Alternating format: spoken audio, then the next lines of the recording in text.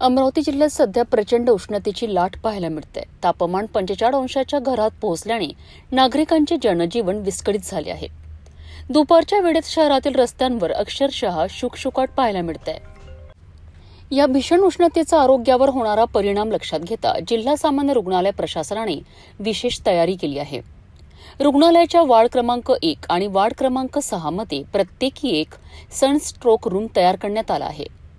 या कक्षांमध्ये आवश्यक बेड, औषधे, थंड पाण्याची सुविधा तसेच आपत्कालीन उपचार व्यवस्था सज्ज ठेवण्यात आली आहे।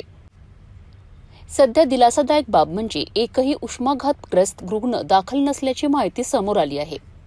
तरीही वाढत्या तापमानाचा धोका लक्षात घेता प्रशासन अलर्ट मोडवर आहे। नागरिकांनी दुपारच्या वेळेत बाहेर पडणे टाळावे, भरपूर पाणी प्यावे आणि कोणतीही तब्येत बिघडल्यास तात्काळ रुग्णालयात जावे असे आवाहन करण्यात आले आहे।